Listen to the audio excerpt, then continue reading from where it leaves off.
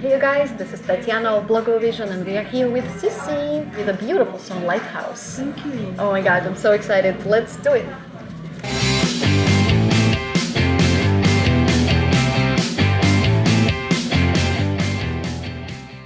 What inspired you to change the whole image, to change your look? It's such a dramatic change, I would say, compared to time. So I've actually wanted to cut off all my hair since I was like 17. 17. Because Okay. so I used to have this short hair on the sides of my did? head since I was a young girl because I had so much hair and it was a hassle to take care of it.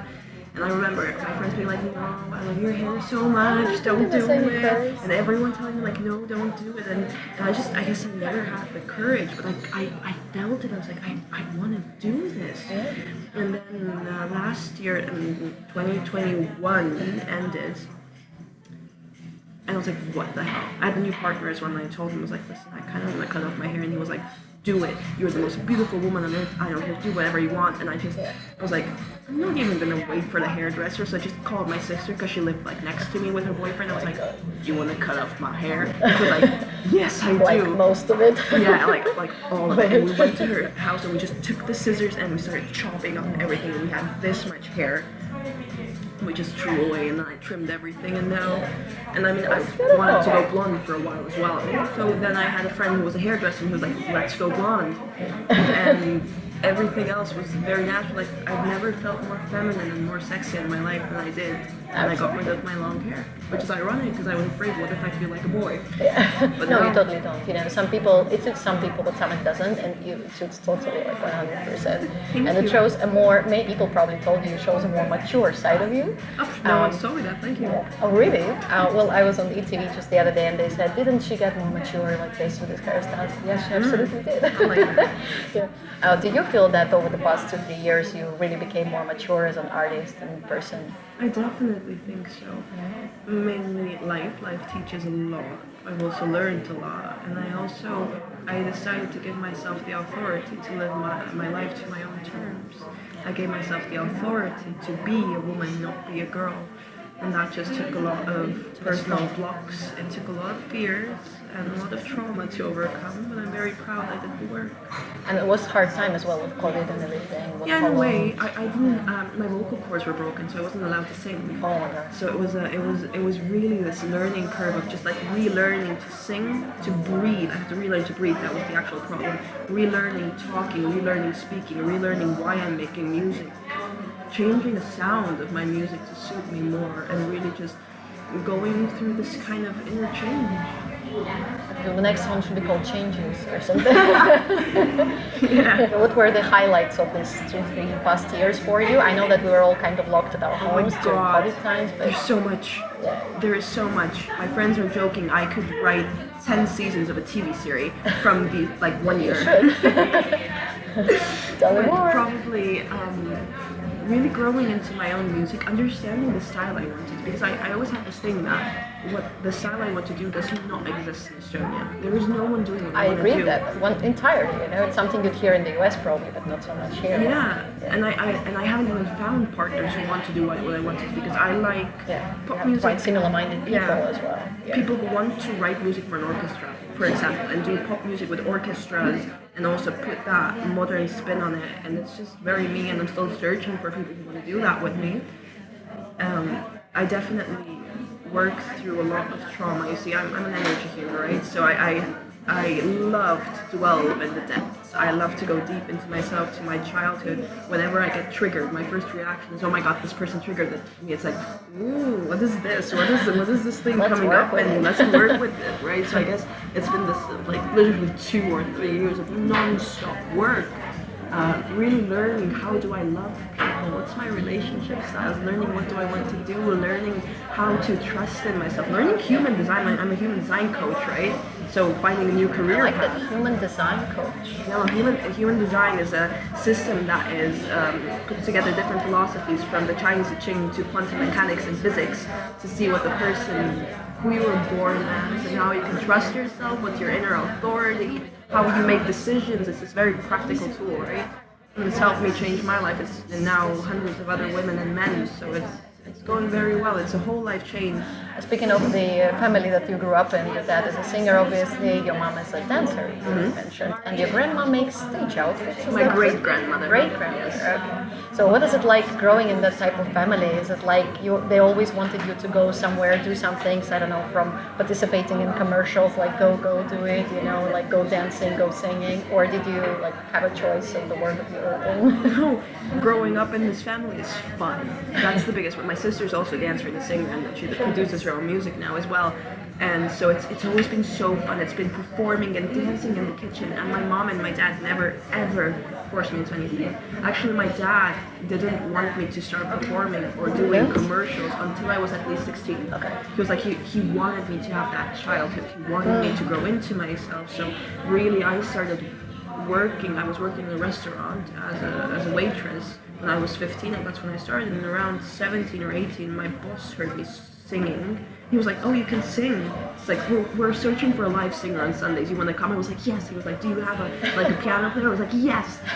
I had none of those things. I had never gone performing for money before, and that's how I started. I started singing in There was that just restaurant. an opportunity of a lifetime. You have to grab it. I was like, "Yeah, I'll come." And then I started getting offers for other restaurants and just, playing background music. And then I went into the Estonian Idols, and that's where it really blew up. So I'm quite happy that my father, they never pushed me. They allowed me. They were allowing me to choose. If I would have told them, yeah, like I don't want to sing, I want to become a doctor, which is something I used to love, then they would have been like, yeah, do it. Like they were so supportive. Yeah. But, your story is more like burlesque, Christina Aguilera coming and then, hey, then finding somewhere that notices she can sing. She was like bartending, right? Yeah. Like in some bar, and it's like, her, suddenly starts singing, and like, oh, she can sing. Yeah, so your story could be a new burlesque. Oh my god, I love that movie. Me and my sister would always dream that we're going to bring that musical to Estonia and just do it on stage, the two of us, and put a group together. You already have like an orchestra at home. You should definitely start with that. With my father, my mother, great-grandmother. And how many things apart from music do you do? So you did internal design, right? I interior used to love design. interior design. I haven't done that in a very long time. That just kind of fell away. So I'm a painter. I write and compose music. I write poetry. I want to give out my own poetry book. So I do energy healing. I do channeling. I do human design.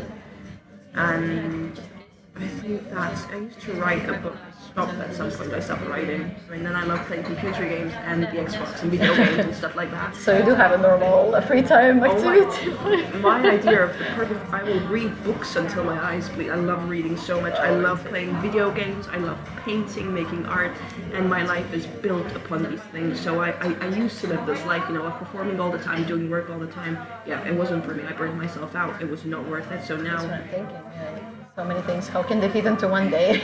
Because I build my life around fun. I build my life around how much am I going to enjoy my existence until I die. And that takes us to the song time, of course, because that's what I so relate to that song every time, because we have so little time, and I always read those time management books, educate myself on that. And I like how they say you can be a millionaire with money, but you'll never be a millionaire with time. You'll always have limited time to do things you want to do, and you cannot buy it. You cannot save it and put it, invest into it. You have to invest into it now. Yeah, I mean, I've had life or death situations in my life, real ones where I might have not made it. And it puts things into perspective. I'm the kind of, I'll walk in the forest and I will cry if the trees are so beautiful, and I'm bloody grateful I'm alive to even see it, to even experience it.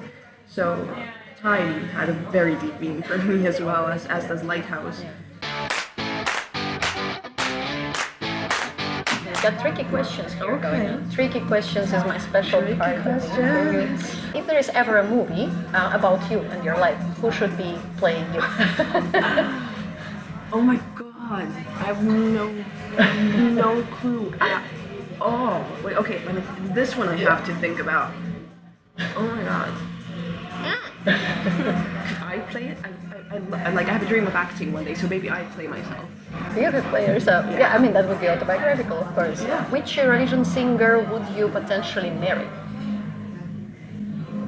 Oh my god. So if it were a man, then I would probably marry. I'm not sure if he's gay or not. It doesn't matter. I think It's his just name John Ludwig something. He used to right, sing. Swedish singer. If it's too late for love. Yeah. Oh my god. Oh my god. And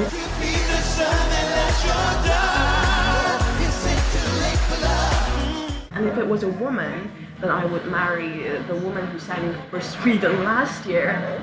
Hold me closer, although you leave for the sunlight. Her, she's amazing. Go look it up. If you could meet yourself, 15-year-old yourself, and give her advice, if you now met your younger self, what would you tell her? It all works out. Every single thing, every step you take, it works out. And you're not going to know until it does. And you have to keep trusting. Awesome. That should be carved in stone. Okay. If you only could do one thing for the rest of your life professionally, what would it be? I don't know. Especially. Oh God. If I only do one thing, I'm going to get so bored. Like that's something you should know about me. I am incapable of sticking with one thing without getting bored out of my mind. And if I get bored out of my mind, I will burn the thing to the ground. So the one thing I would stably do throughout my life is change. Oh wow, that I never thought of as an option.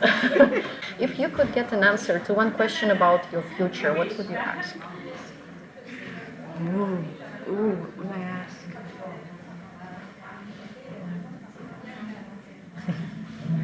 Will I ever go mountain climbing? Will I get my health back so well that I can go actually rock climbing? That's a somewhere dream. on the bucket list. It's a dream, yeah. To do. Okay. Although in Estonia here there aren't many mountains, so where would you dream of going? I always liked Greece. There's good rock climbing places. Even like rock climbing more than mountain climbing. Okay. Awesome. If you had to listen to one album for the rest of your life, what album would it be? I think I have two options here. I think it would be Oh Wonder, Ultralife. I think that was the name of the album. Or it would be Cody Fry's Symphony album. Right, to listen to those.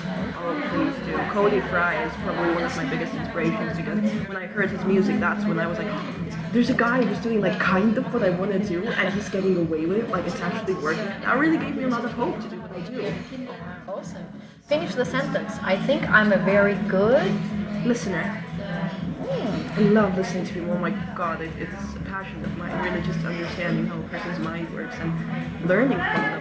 Thank you so much, and I would like to ask you to sing a bit of your song for us. Oh, Please sure. Sing a bit of Lighthouse for all the viewers of Eurovision. As a happy new year.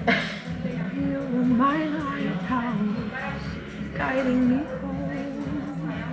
I knew you like myself, from the skin to the bone. I once made a promise to love you as long as I live. But now you're gone and I'm here alone, silently keeping my promises. Oh my God. It is so heartwarming and everything. Thank you, and it's so interesting to sing when you have another song in the background. Actually, yes, and you have to give some, So I sang it in that key, whatever key that is, I took that key. Whichever key that was. Thank you so much, and what would you wish our viewers for New Year 2023? What do you expect of the New Year? Go make your dreams come true. Don't let fear stand in the way. Life's too short. Exactly. Awesome. Thank you so much. Thanks for watching us as well. Subscribe, like, and I'll see you in the next interview. Bye. I once made a promise to love you as long as I live. But now you're gone and I'm here alone, silently keeping my promises.